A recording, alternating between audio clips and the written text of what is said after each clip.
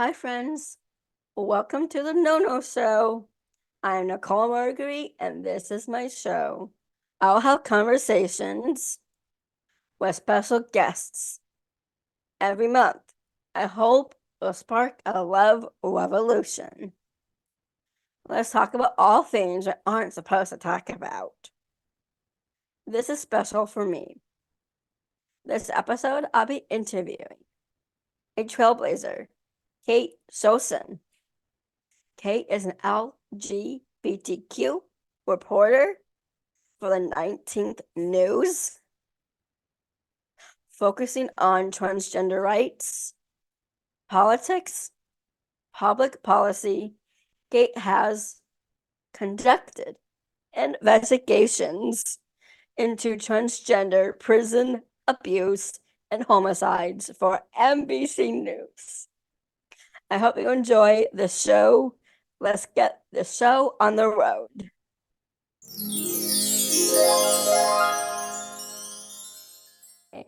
So it's really nice to see you, Kate. So It's so nice to be here. Thank you so much for having me. you're welcome. So welcome to the No Show. I really appreciate you coming on. I really appreciate it a lot. Thank you. So I will start with the first questions that work with you. Yeah, that's great. Let's dig in. Okay. Can you tell us about your journey as a reporter and how you ended up working for the 19th News? Yes, I can. I think I kind of always wanted to be a reporter. Or I just couldn't think of a different job that I could do. When I was in eighth grade, I think I won an essay contest. They asked, "What do you want to be when you grow up?" And I wrote my essay about how I wanted to be a muckraker, which is like the old school version of an investigative reporter. I didn't know that people weren't called muckrakers anymore. And then my teacher was like, "Well, you could be an investigative reporter." And I was like, "Oh, okay. I guess I'll do that." Um, and then I never really changed that. I wanted to write and I knew that. And I always got really mad when things were unjust. And I felt kind of like I wanted to fix that. And so um, I just pursued reporting my whole life. And after when I was in college, I um, ended up going to Haiti and reporting from Port-au-Prince, Haiti, because my brother-in-law was there and my sister was there, um, and doing work there. And I realized that I didn't necessarily want to report abroad because I didn't like being someone coming from a different country and reporting on a country that I wasn't a part of. And so I came back and I started to report in the US and um, found that the place that would hire me was an LGBTQ plus newspaper. And I really wanted to work in mainstream media, but I couldn't get a job. But I learned that being a transgender person and reporter covering trans stories meant a lot to trans people. And the more I did that, the more I learned that that was powerful and that it was meant a lot to me. So that's the work that I really continued to do. And eventually I worked my way up to national news until I ended up at the 19th, which is where I am now, doing national news. That's really difficult but fun. Do you enjoy being on the 19th? I I do really enjoy working for the 19th. It's a really nice place to work. My colleagues are really smart. The work is really fulfilling. And then it's also really hard sometimes. The content is really difficult. It's a really difficult time to be working, telling LGBTQ plus stories because um, the legislative attacks on LGBTQ plus people are really difficult, and some of the rhetoric is not always that nice. That's unfortunate. I know, but it is a real privilege to get to do this work, and I meet so many cool people like you and um, you know, and others, and I get to travel and see a lot of different things. So it's such a cool job. I'm really, really lucky. Thinking about the 19th, I watched the screening of Breaking the News. with the producer Diane Kwan. Since then, it was aired on PBS. What has been the response since it aired? Mostly the response has been really nice. People have been pretty curious about um, the work and our journey and just like how that happened, or they've been really surprised. Some people who knew the 19th but didn't see the film were really surprised. So for folks who don't know, I guess I should explain. Breaking the News is a documentary that follows the founding of our news organization, the 19th, and the struggles that we go through during um, the pandemic.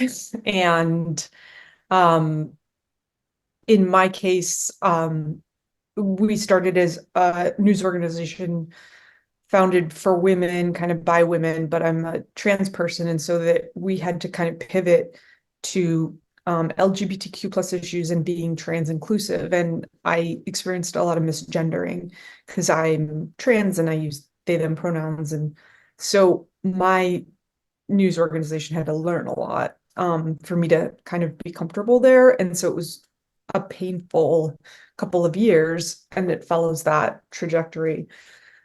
Um, and I think a lot of people were surprised because externally we were doing a lot of LGBTQ plus news, and they didn't necessarily see that that was happening. And then some people were curious, and other people were like, "You're weird. You should not exist." And they just sent me mean messages, which is always happens. But for the most part, it was actually really nice, or people felt like it educated them, or they could connect to it, or they had family members who were trans and they could understand their family in a new way. So that felt really nice. Just I've been really grateful for it. So, also talking about the 19 News again, it was established by women for women based on the 19th Amendment that gave all genders the right to vote. What are your thoughts on gender? You know, this is like one of my favorite things to talk about. I'm so glad you asked. Thank you. Um, Welcome. Gender is so complicated. I really love gender, and at the same time I really don't love it. I I think that, you know, a lot of times when we talk about gender, especially when we're talking about like women, mostly like cisgender women, we think that like cisgender women are like in competition with trans people for like the same rights or resources. And I've never seen it that way. And I don't even see like men in competition with women, or like we all just assume that we're just there's like a finite number of rights and that we all have to battle each other for them. And I just think the gender is this sort of arbitrary system that tells us how to act and like what we can have and what we can't. Like historically, women can't vote um or wear pants, and then like men are the people who have to take out the garbage and are not allowed to cry. And I think the longer we go on, the more we realize like those rules don't really serve us. They don't feel good for everybody. Like there's all kinds of ways to have gender and they limit us, right? And like um and it's not just trans people. And I think we talk about trans people like trans people are the problem or trans people are weird, but I'm like, no, it's gender. Like these rules are kind of silly, right? Like needing to, you know, like not being allowed to go to work because of your gender, or not being able to, you know, or having to like be really strong and not communicate well because of your gender, or being expected to be very masculine and whatever, perform because of your gender is so limiting and weird. And you should be able to perform whatever gender you are, however you are, that feels good for you and comfortable and honest. And so I think that LGBTQ plus people um, have been punished because of gender because like they love who they love, and that's like a violation of gender rules, right? and trans people are being punished because they don't fit into the gender norms.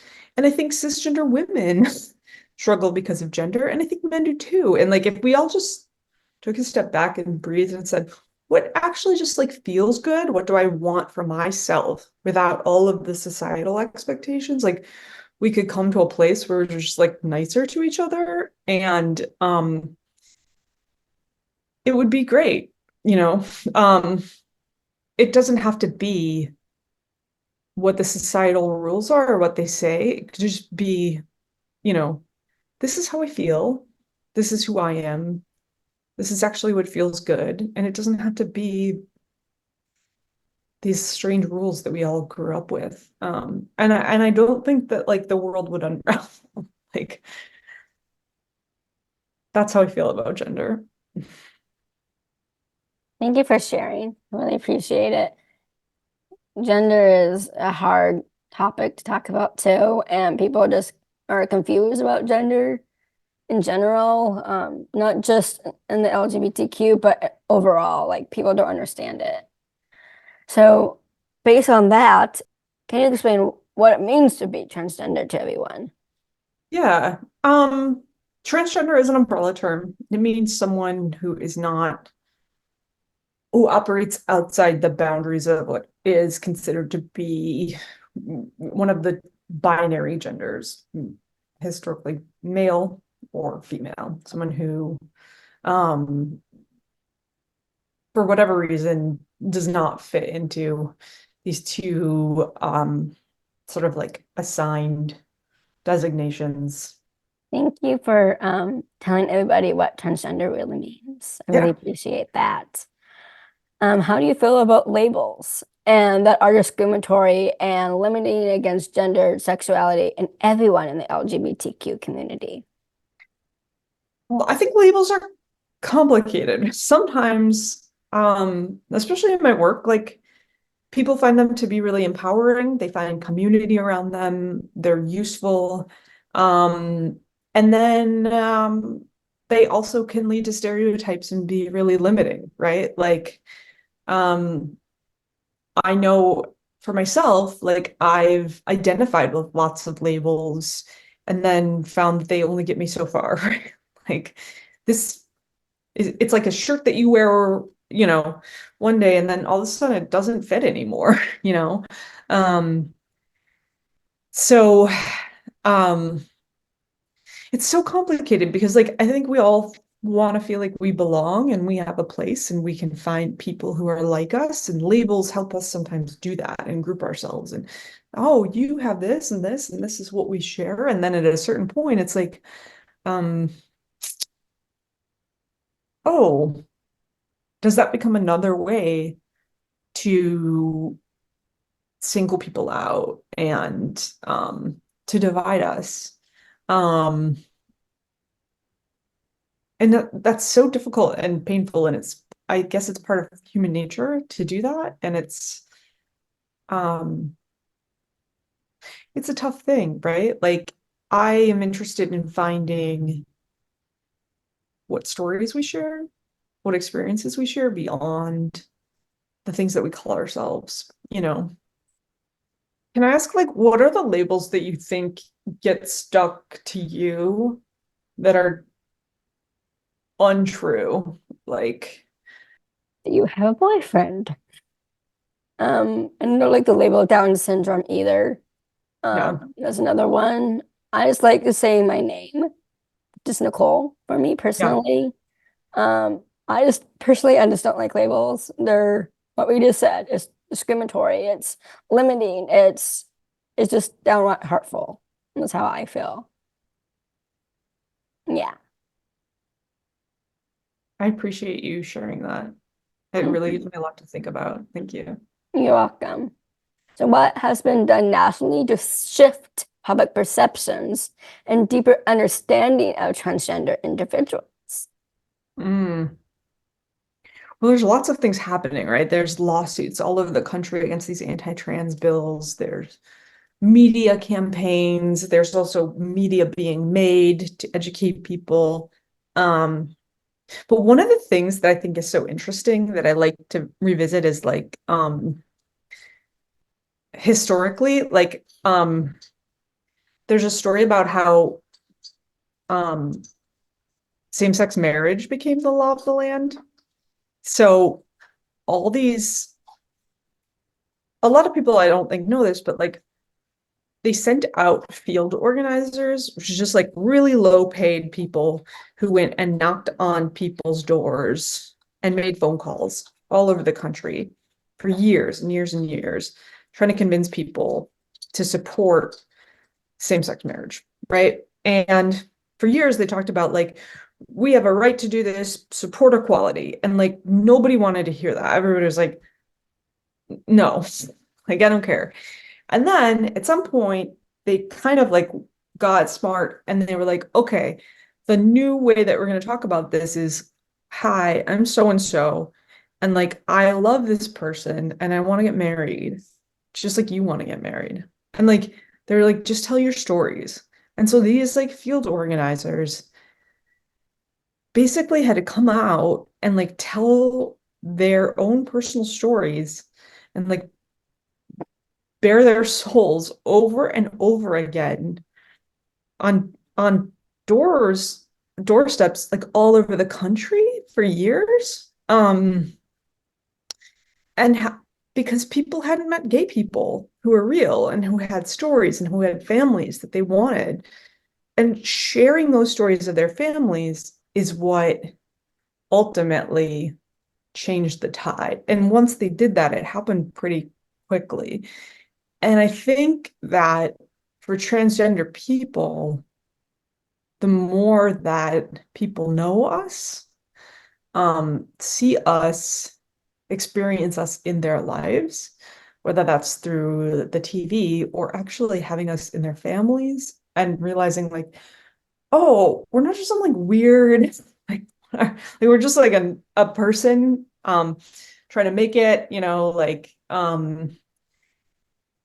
that will shift, so I think there is something to like, yes, there's a legislative strategy, there are lawsuits there, but the real answer is like this. It's um sitting here and talking and being like, we all just want to connect. Human connections. We need to go back to that. Yeah. It's the main thing that we need right now is human connection and touch, and we're Same, lacking that. I mean, same with you, right? Like it's impossible to sit down and have a conversation with you. Like you're so smart, you're so keyed in, like you know all of these issues, like, and to reduce you to any label, right? Like you're a journalist, you're doing really good work, right? And Yeah. so you couldn't walk away and be like, I reduce this person to any one thing. People don't know that I have a communications degree.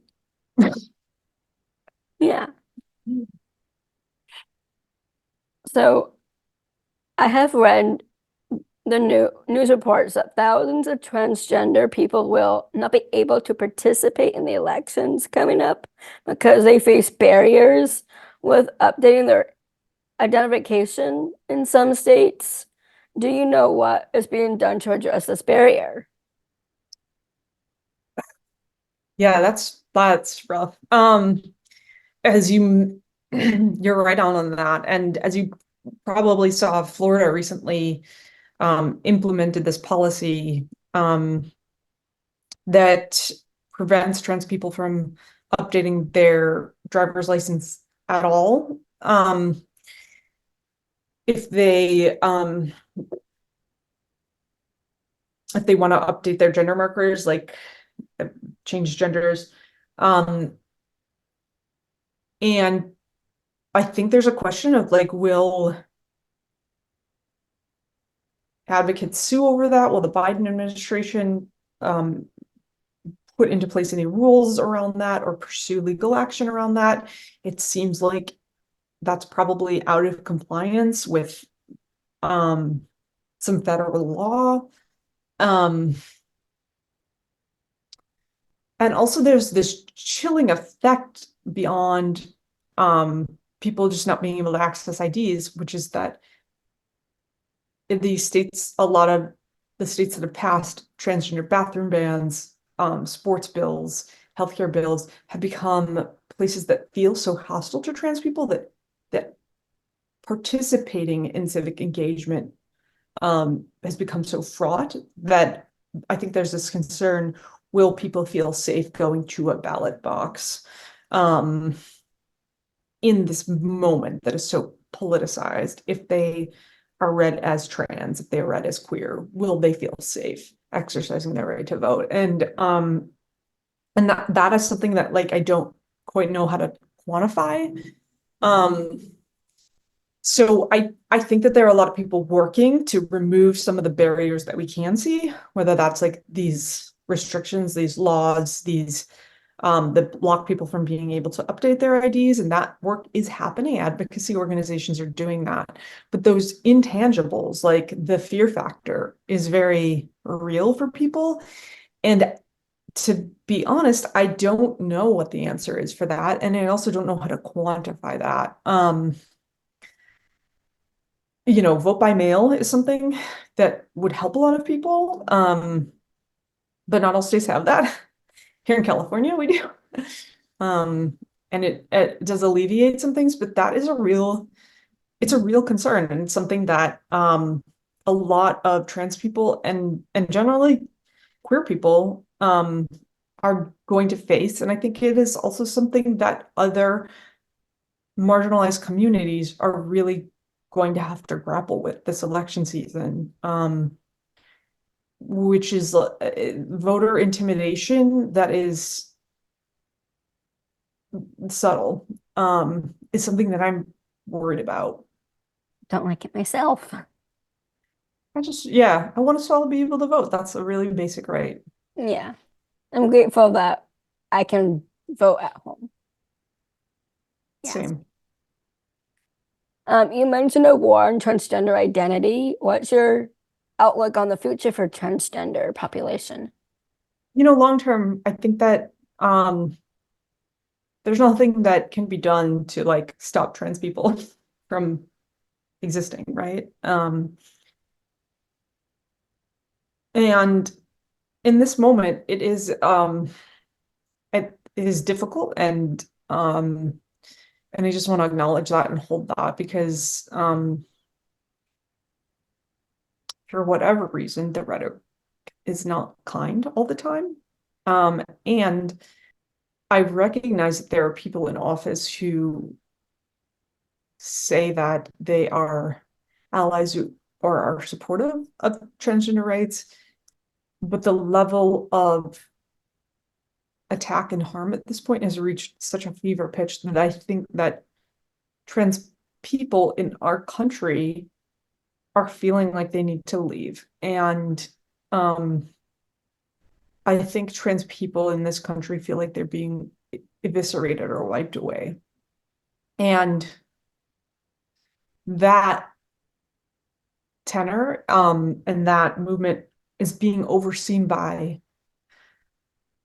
a Democratic administration and president. And I think that's a really hard thing for people to sit with and swallow, because we've seen trans rights erode so severely when our head of state is someone who ostensibly is supportive. And what would that mean if that changed? Um, which is not to say that the president is to blame for what's happening. It just means that this is such a scary time for transgender Americans. And why can't more be done? I think is a fair question that a lot of people are asking. So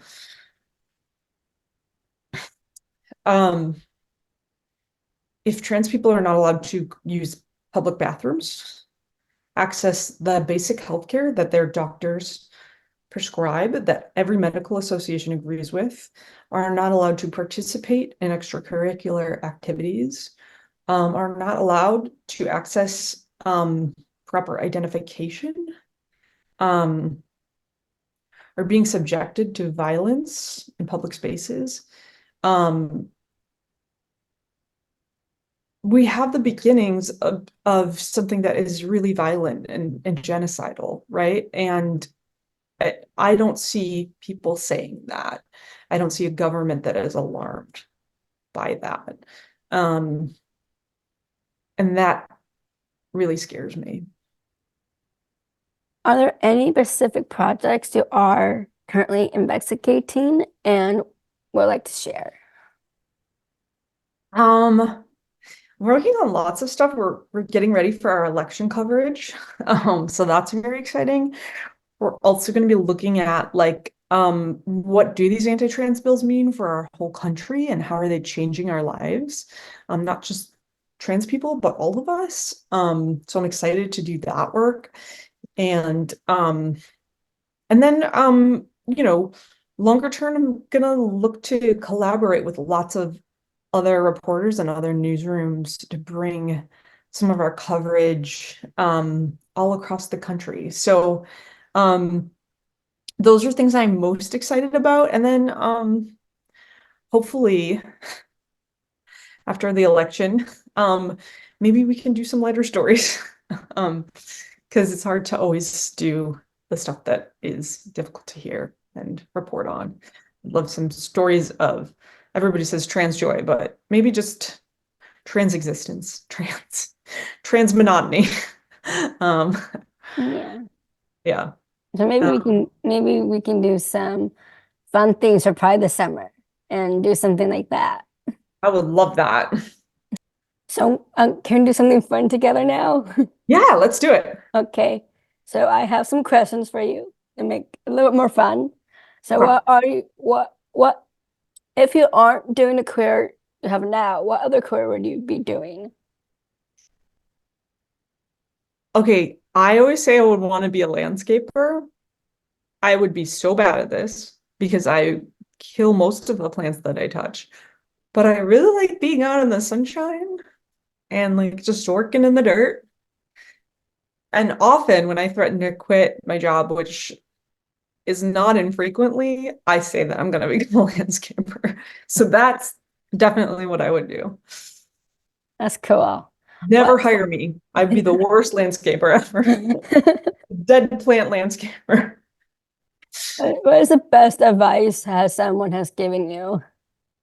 I feel like this is kind of obvious, but like very early in my career, the first journalist to ever train me, told me that it was impossible to be objective, um, but that I should aim to be fair. Um, and I didn't know what the heck he was talking about because I didn't know anything about journalism yet. Um, But the more that I learned about journalism, I go back to that so often. Like it has resonated with me my entire career. Thank you for sharing that. Who influenced your life? I have to say I had my first job in journalism at Chicago's LGBTQ plus newspaper, and they paid me very little money, and I worked way too much, and they were so kind to me and they gave me my first shot and they had so much integrity and they supported me and my whole career I'd never forgot that and I always go back to them and I always want to champion them. They're Windy City Times and Tracy Baim and Andrew Davis.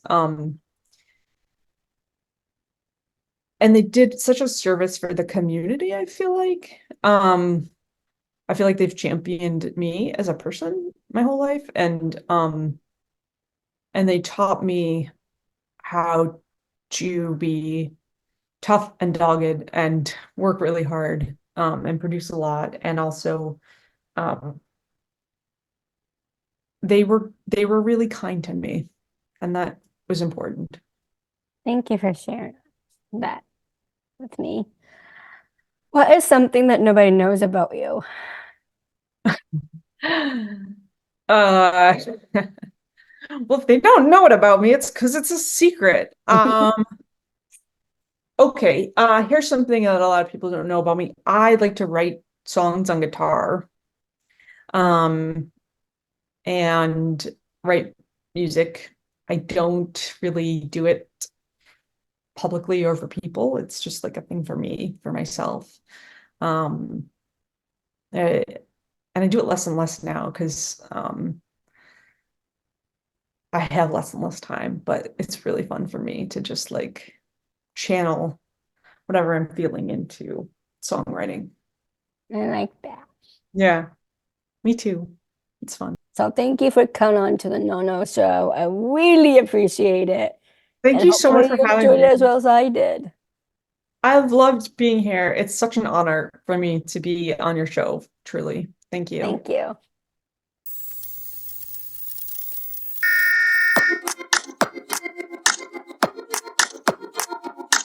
Breaking the news. Over 3 years, a movie, Breaking the News, was made about the 19th, a digital newspaper trying to start up at the beginning of the pandemic. This movie is about journalists who tell important stories about what's happening in our world today. They write about things like social justice and everything that's going on right now. They talk about the shootings of George Floyd to Breonna Taylor. They also talk about attacks on the LGBTQ community, especially transgender people. These are tough conversations, and they show how things changed during and after the pandemic. They want to change the news industry, which is mostly run by white men, by the way they work and what they write about. Even though the 19th tries to do its best, it still has some things it needs to work on. For example, it's not always good at including people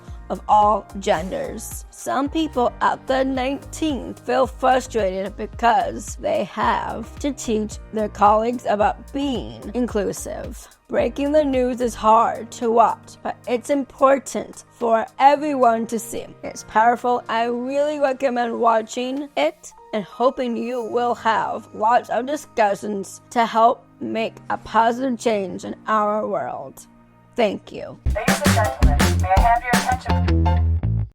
I was born with trisomy 21, an extra chromosome on the 21st DNA strand.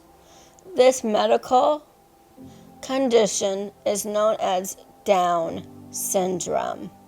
Since I was a child, I have needed a support team of medical professionals, therapists, care coordinators, and direct support professionals to help me reach my fullest potential and live my best life.